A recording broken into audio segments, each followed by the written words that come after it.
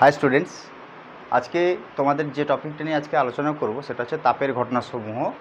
দশম শ্রেণীর চতুর্থ অধ্যায়ের একটি গুরুত্বপূর্ণ অধ্যায় তাপের ঘটনাসমূহ। এখান থেকে আমাদের যে যে জিনিসগুলো আমরা পড়ব বা জানব সেগুলো হলো কি না, 1 নম্বর আছে তাপীয় প্রসারণ। তাপীয় প্রসারণ। আর 2 নম্বর জানব তাপের পরিবহন। তাপের পরিবহন।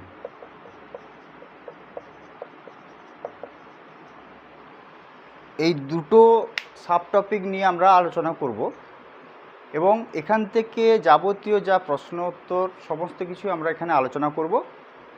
তোমরা মাধ্যমিকে যে ধরনের প্রশ্নগুলো এখানে আসছে, এখান থেকে আসে, সবকটি এখান দিয়ে ভালো করে যদি ভিডিওটা দেখো সবকটি প্রশ্নের তোমরা উত্তর করতে পারবে। এবার আমরা চলে আসি প্রথম টপিকটা নিয়ে, তাপীয় প্রসারণ। এই তাপীয় প্রসারণে আমরা জানি যে কোনো পদার্থকে, আমরা এগুলো আগে পড়ে এসেছি, 6-এ পড়ে এসেছি, যে কোনো পদার্থকে যদি আমরা তাপ দিই তাহলে কী হবে সেটা না, সেটা প্রসারণ ঘটে, তার আয়তনে তার প্রসারণ ঘটে। এবার পদার্থ বলতে কি না, পদার্থ আমরা 3 রকম বুঝি। একটা হচ্ছে 3 রকম অবস্থা: কঠিন, তরল আর হচ্ছে গ্যাসীয়।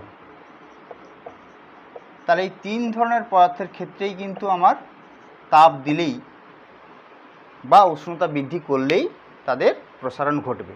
আবার তাপ যদি আমরা নিয়ে নিই তাহলে কি হবে, বা তাপমাত্রা যদি কমিয়ে নিই তাহলে কি হবে, এই পদার্থগুলোর মধ্যে সংকোচন দেখা দিবে। তাহলে আমরা প্রথম যে জিনিসটা নিয়ে আলোচনা করব সেটা হচ্ছে কঠিন পদার্থকে নিয়ে। তাহলে এই কঠিন পদার্থ কি হয় না, কঠিন পদার্থ তোমরা জানো, কঠিন পদার্থের একটা নির্দিষ্ট দৈর্ঘ্য আছে, একটা ক্ষেত্রফল আছে, একটা আয়তন আছে। তার মানে যখন আমরা কঠিন পদার্থকে তাপ দেব বা উষ্ণতা বৃদ্ধি করব তখন তার 3 ধরনের প্রসারণ আমরা দেখতে পাবো। দৈর্ঘ্য বরাবর প্রসারণ দেখতে পাবো, ক্ষেত্রফল বরাবর একটা প্রসারণ দেখতে পাবো এবং আয়তনগতভাবেও আমরা প্রসারণ দেখতে পাবো। তাহলে এই যে দৈর্ঘ্য প্রসারণ বা আমরা যে বলছি যে ক্ষেত্র প্রসারণ বা আয়তন প্রসারণ, অর্থাৎ কঠিন পদার্থের যে প্রসারণ, এই কঠিন পদার্থের প্রসারণের ক্ষেত্রে কি হয় না, কঠিন পদার্থ অসংখ্য অণু দ্বারা গঠিত। আমরা ধরে নিই, তাহলে সে অণুগুলো মানে আমরা অ্যাকচুয়ালি তাপ দিলে, ধরো কঠিন পদার্থকে যদি আমরা তাপ দিই,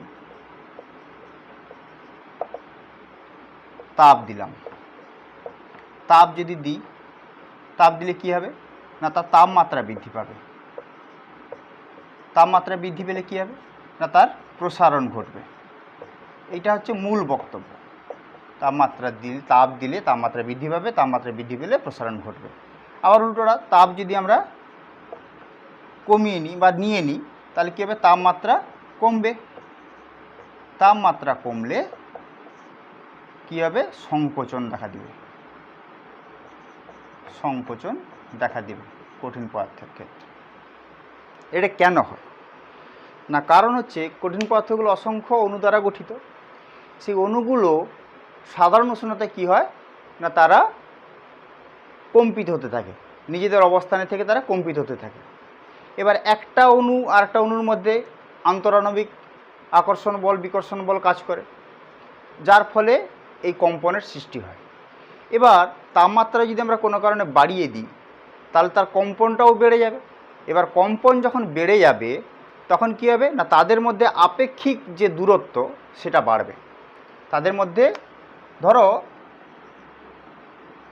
এই একটা আমি কঠিনের একটা খুব ছোট অংশ দেখাচ্ছি। ধরো অণুগুলো, এই অণুগুলো এই স্থিতিস্থাপক স্প্রিংয়ের মতো আচরণ করে।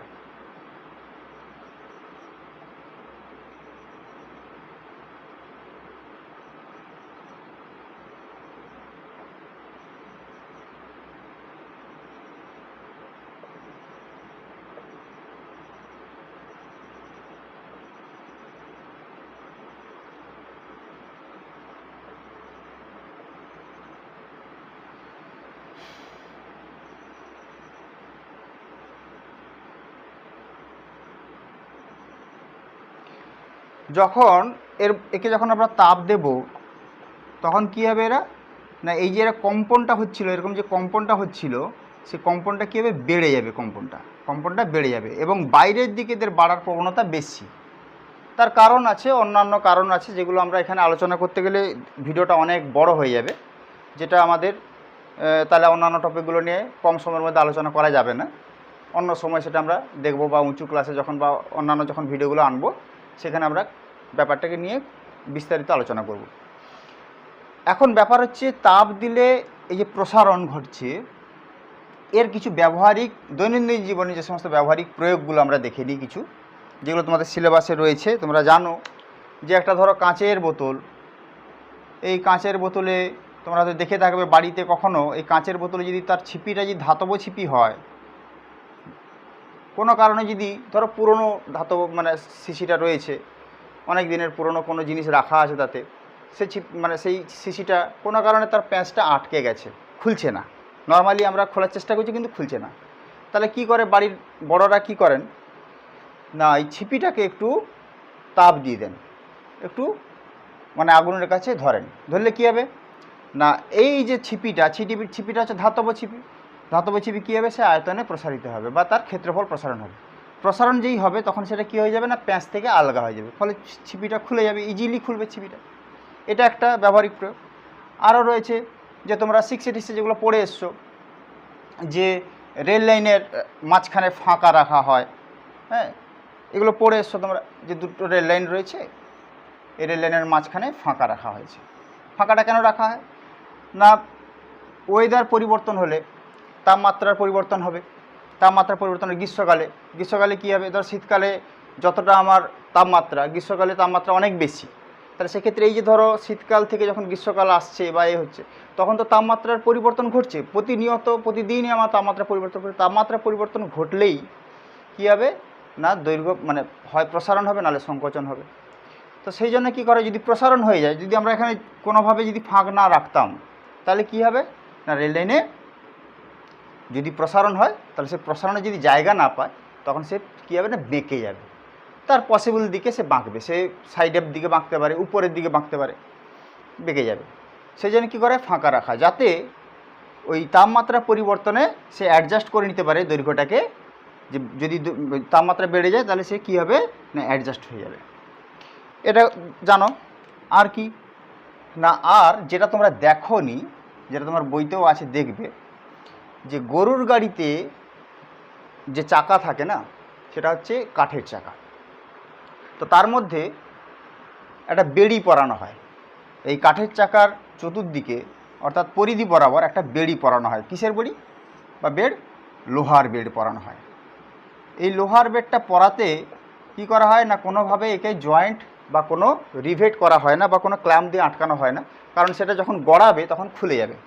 সেজন্য কি করা হয় না এই চাকা আগে কাঠের চাকা বানানো হলো, বানিয়ে কি করা হবে না একটা বেড় নেওয়া হবে, লোহার একটা পাত, সেটা এই চাকার যে পরিধি আছে তার তুলনায় অনেকটা ছোট দৈর্ঘ্যের একটা পাত নেওয়া হবে। এবার পাতটায় কি করা হয় না দুটো মুখ জুড়ে দেওয়া হলো, জুড়ে এবার কি করা হবে, যেহেতু পাতটা ছোট সেটা চাকাতে বসবে না, তাকে কি করা হবে না সেই পুরো পাতটাকে একসঙ্গে গরম করা হবে। গরম করলে কি হবে সে দৈর্ঘ্য বরাবর বৃদ্ধি পাবে, বৃদ্ধি পেলে কী হবে এর যে তোমার পরিধিটা সে পরিধিটা বাড়বে, পরিধিটা যখন বাড়বে সেই বাড়া অবস্থায় নিয়ে এসে এই কাঠের চাকার উপরে বসিয়ে দেওয়া হবে। কাঠের চাকায় যখন বসিয়ে দেওয়া হবে তখন স্বাভাবিক হবে সেটা কী হয়ে যাবে না কাঠের চাকার যে পরিধি তার থেকে বেশি হবে, তখন এটা বসে গেল। বসে যাওয়ার পরে তাকে ঠিক অ্যাডজাস্ট করার পরে তাকে কি করা হয় না জল ঢেলে দেওয়া হয় বা ঠান্ডা করা হয় কোনো রকমভাবে। ঠান্ডা যখন করবে আমরা জানি যে কোনো পদার্থকে যখন ঠান্ডা করা হবে অর্থাৎ যখন তাপমাত্রা কমিয়ে নেওয়া হবে তখন সেটা সংকোচন হবে, ফলে লোহার যে বেডটা রয়েছে সেটা সংকোচন হবে। সংকোচন হয়ে কী করবে না সেই কাঠের চাকার মধ্যে খুব ভালোভাবে এঁটে বসে যাবে যাতে আর কোনো দিন না খোলে। এটা গেল গরুর গাড়ির চাকাতে লোহার বেড পরানোর কথা। এবার আসি যে কঠিন পদার্থে আমরা বলেছিলাম 3 ধরনের প্রসারণ, তার মধ্যে প্রথম যে প্রসারণ রয়েছে দৈর্ঘ্য প্রসারণ, কঠিনের দৈর্ঘ্য প্রসারণ। কঠিনের দৈর্ঘ্য প্রসারণ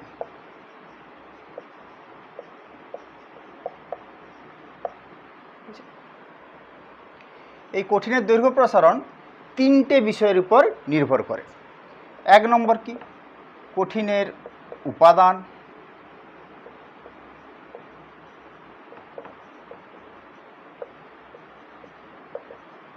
2 নম্বরে হচ্ছে কি না কঠিন পদার্থের যে দৈর্ঘ্য সে প্রাথমিক দৈর্ঘ্যের উপর ডিপেন্ড করে। কঠিনের প্রাথমিক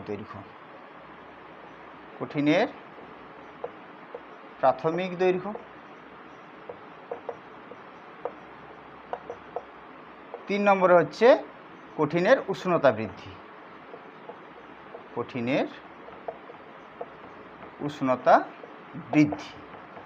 এই তিনটে জিনিসের উপরে আমার কঠিনের দৈর্ঘ্য প্রসারণ নির্ভরশীল। এবার এটাকে আমরা একটু গাণিতিকভাবে দেখি এবং চিত্রের সাহায্যেও দেখব। ধরো আমরা এটা মুছে ফেলছি।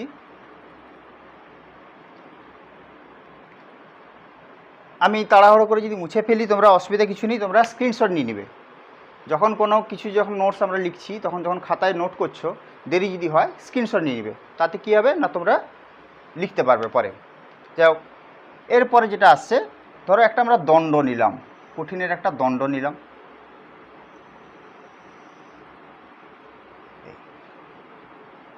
যার প্রাথমিক দৈর্ঘ্য আমরা নিয়েছি L1।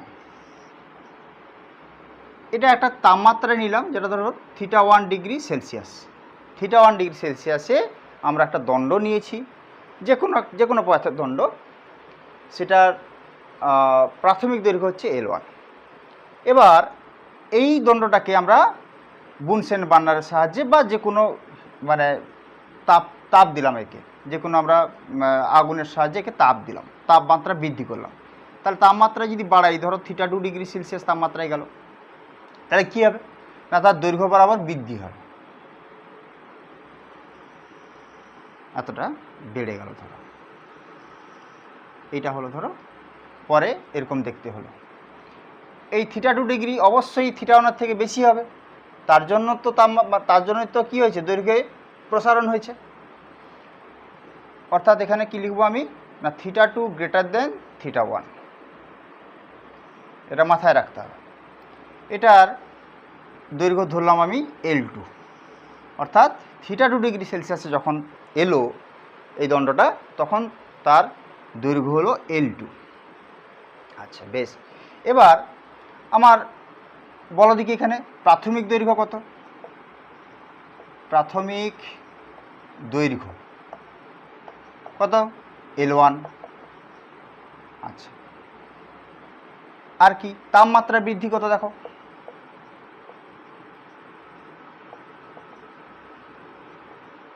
তাপমাত্রা বৃদ্ধি কত দেখো, তাপমাত্রা পরে হয়েছে θ2, আগে ছিল θ1। θ2 যেহেতু বড় তাহলে তাপমাত্রা বৃদ্ধি হবে θ2 মাইনাস θ1, বোঝা গেছে? এবার দৈর্ঘ্য বৃদ্ধি কোনটা না পরে যে দৈর্ঘ্য হয়েছে আগের দৈর্ঘ্যের তুলনায় কতটা বড় হয়েছে, তাহলে এইটুকুটা বেড়েছে, আমার এইটুকু অংশটা বেড়েছে। এই অংশটা কত না পরে L2, আগে ছিল L1, তার মানে L2 মাইনাস L1, তার মানে দৈর্ঘ্য বৃদ্ধি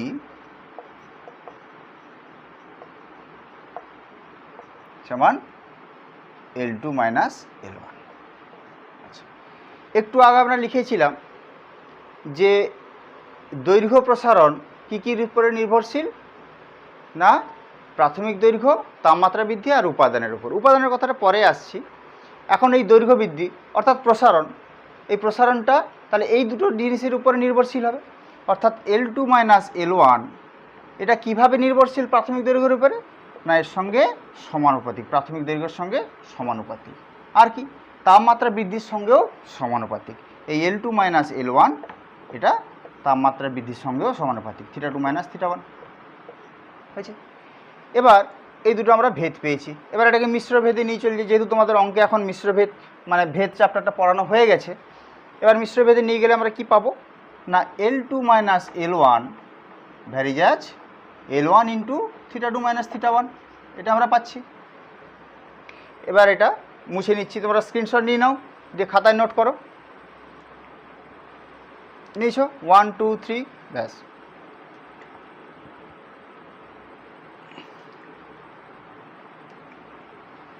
এবার লাস্টে আমরা কী পেয়েছি L2 - L1 ভ্যারিজাজ L1 × θ2 - θ1। এবার ভ্যারিজাজটাকে তুললে আমরা কী নিই, একটা ধ্রুবক নিই। সেই ধ্রুবকটা আমরা কী নেব না L2 - L1 সমান একটা ধ্রুবক নেব, সেটা হচ্ছে আলফা।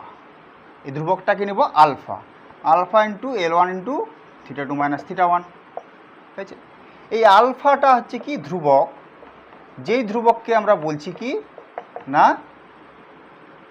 কঠিনের, যে কঠিনটা আমরা নিয়েছিলাম কঠিনের দৈর্ঘ্য প্রসারণ গুণাঙ্ক, দৈর্ঘ্য প্রসারণ গুণাঙ্ক।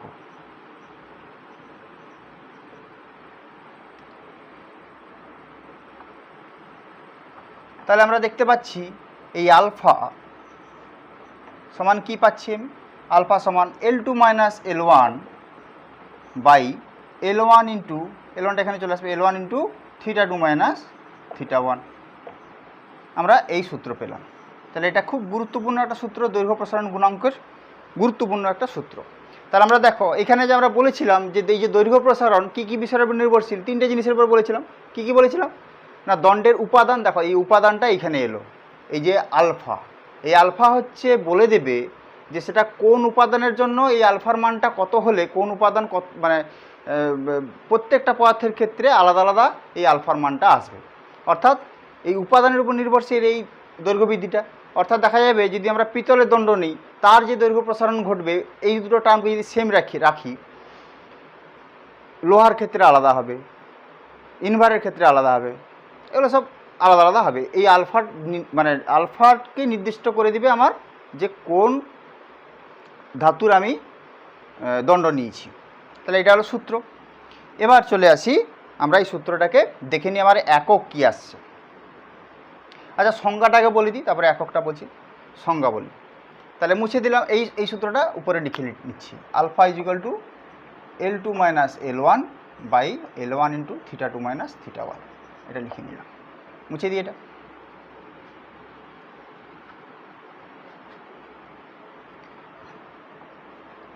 দেখো আমরা L1 যদি ধরে নিই 1 একক,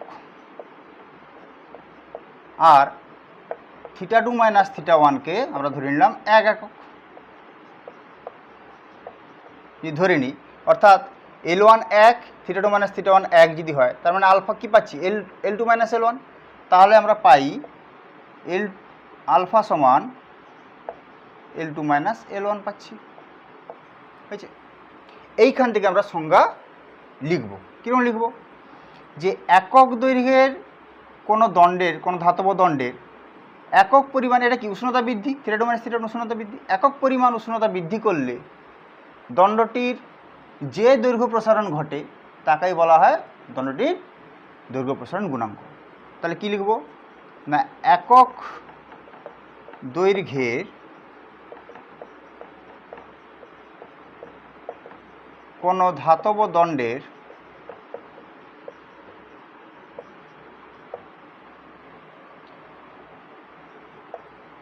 একক উষ্ণতা বৃদ্ধি করলে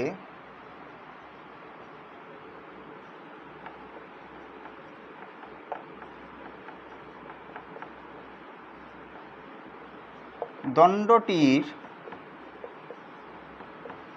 যে দৈর্ঘ্য প্রসারণ ঘটে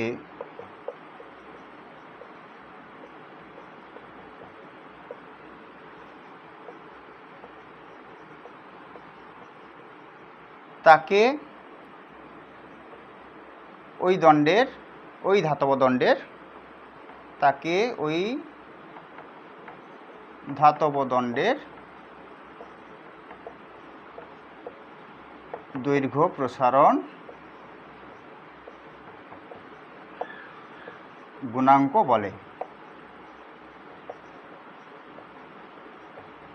নিজেরাই তোমরা এই সংজ্ঞা না মুখস্থ করেও বানাতে পারো এইভাবে।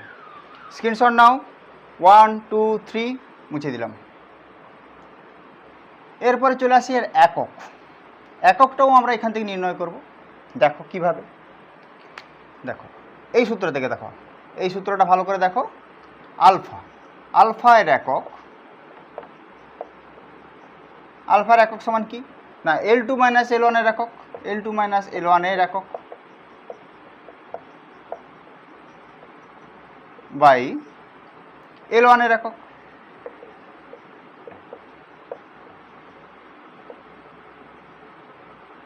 গুণিতক তাপমাত্রা বৃদ্ধির একক বা উষ্ণতা বৃদ্ধির একক, উষ্ণতা বৃদ্ধির একক হলো। এবার তোমরা বলো L2 মাইনাস L1 অর্থাৎ কি দৈর্ঘ্য প্রসারণ বা দৈর্ঘ্য যে বৃদ্ধি পেয়েছে তার একক, অর্থাৎ L2 ধরো 10 সেন্টিমিটার, L1 ধরো 5 সেন্টিমিটার, তা 10 মাইনাস 5 সমান কত হবে 5 সেন্টিমিটার, তার মানে সেন্টিমিটার হচ্ছে তার একক, অর্থাৎ দৈর্ঘ্য বৃদ্ধির একক যা দৈর্ঘ্যের একক তা, তার মানে L2 মাইনাস L1 এর একক হচ্ছে কি না দৈর্ঘ্যের একক, দৈর্ঘ্যের একক। আর নিচে L1 এর একক কি না সেটাও দৈর্ঘ্যের একক,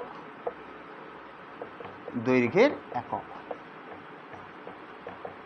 আর উষ্ণতা বৃদ্ধির একক, উষ্ণতার একক যা উষ্ণতা বৃদ্ধির এককও তাই, তার মানে কি উষ্ণতা বৃদ্ধি যেমন ধরো 10 degree Celsius minus 5 degree Celsius কী হবে 10 মাইনাস 5 সমান 5 ডিগ্রি সেলসিয়াস, মানে এককটা কী পাচ্ছি সেলসিয়াস পাচ্ছি, ডিগ্রি সেলসিয়াস পাচ্ছি, তাহলে এটা হবে কি না উষ্ণতার একক, উষ্ণতার একক। তাহলে দৈর্ঘ্যের একক, দৈর্ঘ্যের একক কেটে গেল, কি পড়ে থাকলো 1 বাই উষ্ণতার একক, উষ্ণতার একক। বোঝা গেছে? আচ্ছা, এবার আমরা জানি যে সিজিএস, এফপিএস এরকম পদ্ধতি সব রয়েছে। সিজিএস পদ্ধতিতে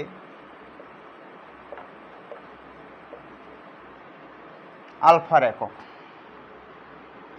আলফার একক কী হবে সিজিএস পদ্ধতিতে আলফার একক, সিজিএস পদ্ধতিতে আলফার একক হয়ে যাবে তাহলে 1 বাই সিজিএস পদ্ধতিতে উষ্ণতার একক কি না ডিগ্রি সেলসিয়াস, তাহলে 1 বাই ডিগ্রি সেলসিয়াস, অর্থাৎ এটাকে লিখলে আমরা কী লিখবো না পার ডিগ্রি সেলসিয়াস, এখানে লিখছি পার ডিগ্রি সেলসিয়াস, এভাবেও তোমরা লিখতে পারো, অথবা তোমরা এভাবেও লিখতে পারো ডিগ্রি সেলসিয়াস ইনভার্স, এভাবেও তোমরা লিখতে পারো, যেটা খুশি লিখতে পারো।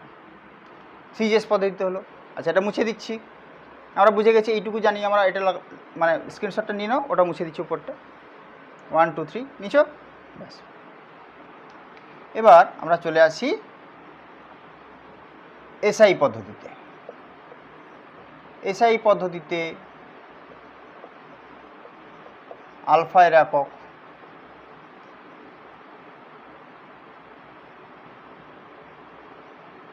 কী হবে এসআই পদ্ধতিতে আলফার একক সমান, এটা ছিল কি 1 বাই উষ্ণতার একক, তাহলে 1 বাই এসআই পদ্ধতিতে উষ্ণতার একক কী হয় না কেলভিন হয়, তাহলে কী হবে পার কেলভিন, বা তোমরা এভাবে লিখতে পারো কেলভিন ইনভার্স, এভাবে লিখতে পারো কেলভিন ইনভার্স, এভাবে তোমরা লিখতে পারো। আচ্ছা, আর একটা পদ্ধতি আছে FPS, foot pound second. FPS পদ্ধতিতে আলফার একক কী হবে না এফপিএস পদ্ধতিতে আমরা জানি, এফপিএস পদ্ধতিতে উষ্ণতার একক হয় ফারেনহাইট, ডিগ্রি ফারেনহাইট, তাহলে এফপিএস পদ্ধতিতে আলফার একক কী হবে 1 বাই ডিগ্রি ফারেনহাইট সমান কী হবে পার ডিগ্রি ফারেনহাইট, অর্থাৎ হয়ে যাবে ডিগ্রি ফারেনহাইট ইনভার্স, যেটা করতে পারো। এবার এই যে তিনটে একক পেলাম সিজিএস, এসআই আর এফপিএস, এই তিনটের মধ্যে সম্পর্কটা কী সেই সম্পর্কটা আমরা লিখে ফেলি, এগুলো মুছে দিলাম।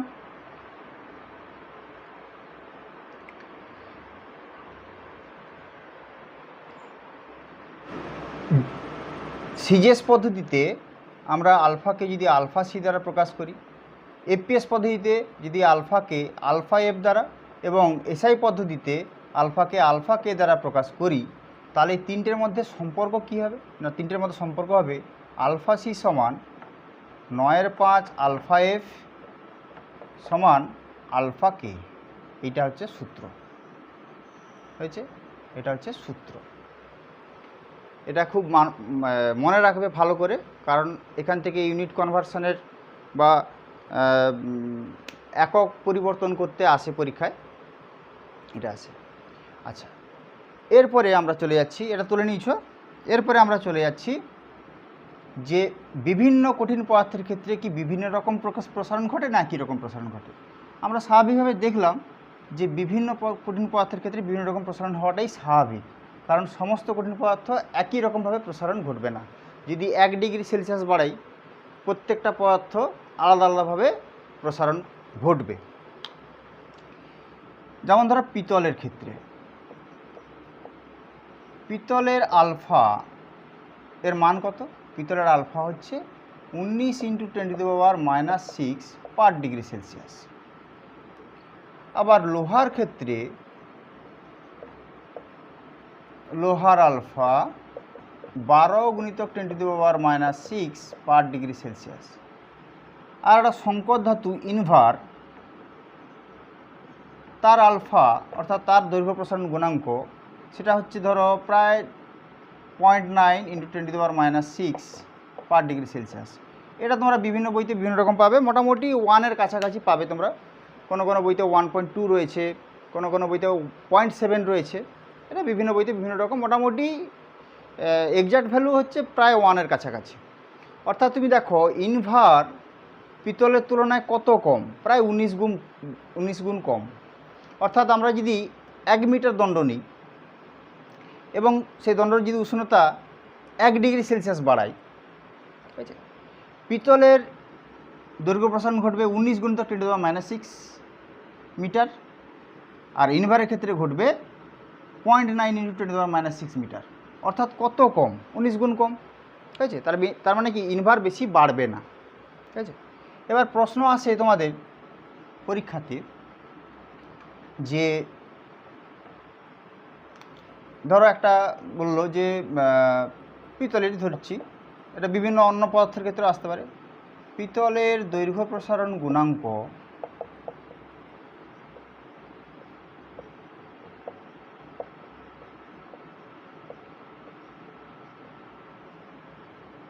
(19 × 10⁻6 পার ডিগ্রি সেলসিয়াস) বলতে কি বোঝো? বলতে কি বোঝো? এই প্রশ্নটা প্রচুর আসে পরীক্ষায়। বলতে কি বোঝো? পিতলের দৈর্ঘ্য প্রসারণ গুণাঙ্ক 19 × 10⁻6 পার ডিগ্রি সেলসিয়াস বলতে কি বোঝো? উত্তর কিছুই না, উত্তর একদম সিম্পল লিখবে।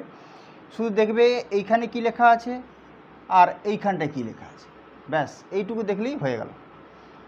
নিয়ে নেবে এরকম যে একটি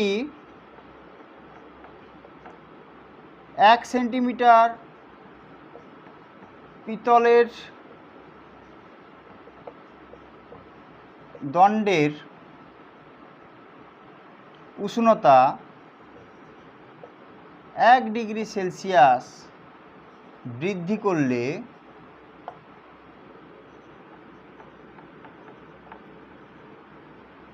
দণ্ডটির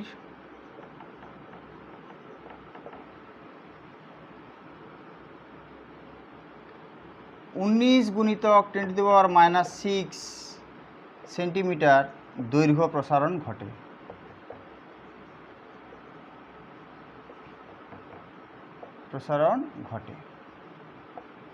এই যে লেখাটা একটা গদ লেখা, এখানে পিতলের জায়গায় যদি তামা থাকে তাহলে পিতলের জায়গায় তামা লিখবে, যদি এখানে ধরো লোহা থাকে তাহলে লোহার জায়গায় লোহা।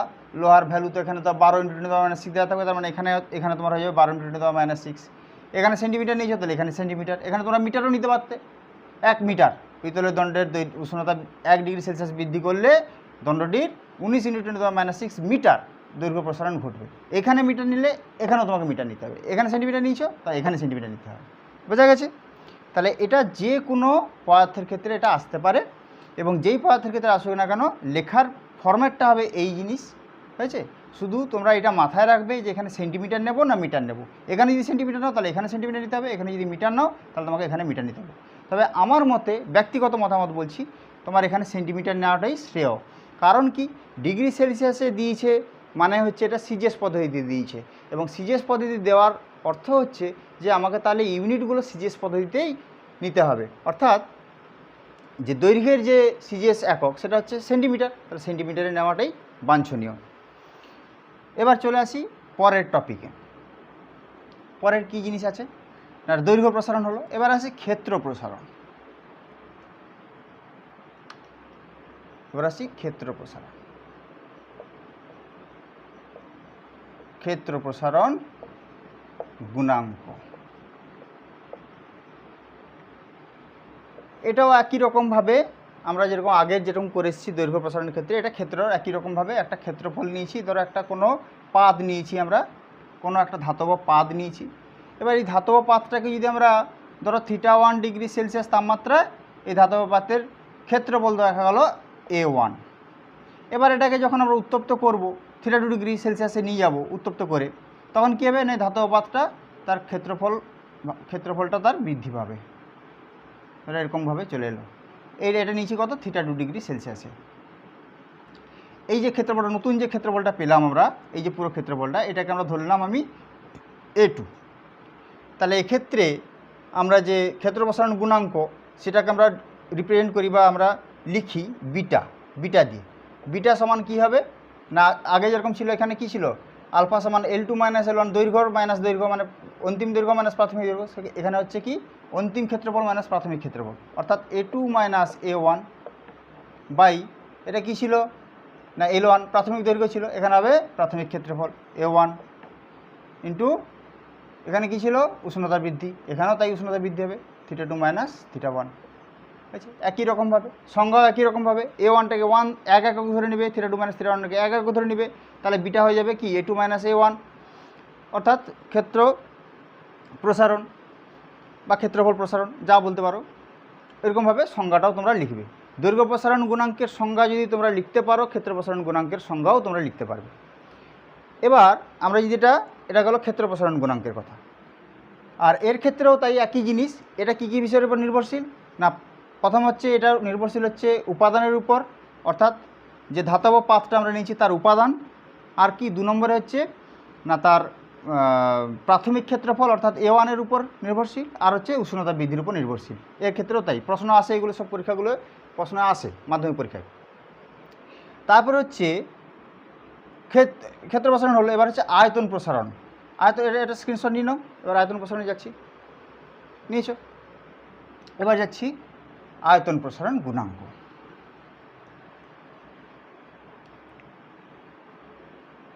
কঠিনের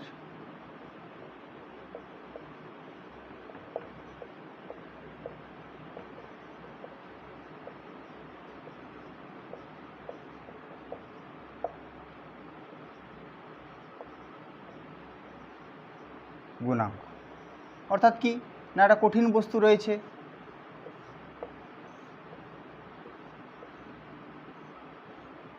এটাকে ধরো θ1 ডিগ্রি সেলসিয়াস তাপমাত্রায় এর আয়তন ধরো V1 ছিল, একে আমরা উত্তপ্ত করলাম।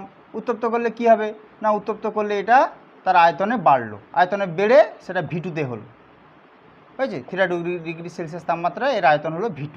তাহলে সেক্ষেত্রে আমরা যে প্রসারণ গুণাঙ্ক পাবো, আয়তন প্রসারণ গুণাঙ্ক গামা, সেটা কি গামা দ্বারা রিপ্রেজেন্ট করা হয়। গামা সমান V2 minus V1 by V1 into θ2 minus θ1। একই রকমভাবে একদম দৈর্ঘ্য প্রসারণ গুণাঙ্কের মতো একই রকমভাবে এটাও একটা সূত্র পাবো, হয়েছে গামা। তাহলে এই যে 3টা সূত্র আমরা পেলাম, এই 3টে সূত্রের মধ্যে এই যে আলফা, বিটা এবং গামা, আলফা কি দৈর্ঘ্য প্রসারণ গুণাঙ্ক, বিটা কি ক্ষেত্র প্রসারণ গুণাঙ্ক, আর গামা হচ্ছে আয়তন প্রসারণ গুণাঙ্ক। এই 3টে প্রসারণ গুণাঙ্কের মধ্যে সম্পর্ক কি না, সম্পর্কটা খুবই একদম সিম্পল সম্পর্ক, মনে রাখতে হয়, পরীক্ষায় আসে এবং সেখান থেকে অঙ্কও আসতে পারে। এই 3টের মধ্যে সম্পর্ক হচ্ছে, আমি এখানে লিখে দিচ্ছি হেডলাইনটা, আলফা, বিটা ও গামা এর মধ্যে সম্পর্ক, আলফা বিটা গামার মধ্যে সম্পর্কটা কি না, আলফা সমান বিটা বাই 2 সমান গামা বাই 3, এটা তোমাকে মনে রাখতে হবে, হয়েছে। আচ্ছা, তোমার যদি অনুপাতে আসে alpha is to beta is to gamma সমান কত হবে না, সমান হবে 1:2:3। এটাও পরীক্ষা আসতে পারে 1:2:3, হয়েছে, এরকম আসতে পারে। এই আচ্ছা, স্ক্রিনশট নিয়ে নাও, এবার মুছে দিলাম। তাহলে কঠিনের ক্ষেত্রে এই জিনিসগুলো আলোচনা আমরা করলাম, এবং এখান থেকে যে প্রশ্নগুলো আসে সেগুলো আমরা অনেকগুলোই বলেছি, এবং আরও কিছু প্রশ্ন আমরা যেগুলো গাণিতিক প্রশ্ন বা অন্যান্য যে সমস্ত প্রশ্নগুলো, সেগুলো অন্য একটা ভিডিও আমরা নিয়ে আসবো, সেখানে আলোচনা করব। আজকে এই পর্যন্ত। আমার নাম বাবাই কামিলা, বলা হয়নি। Thank you.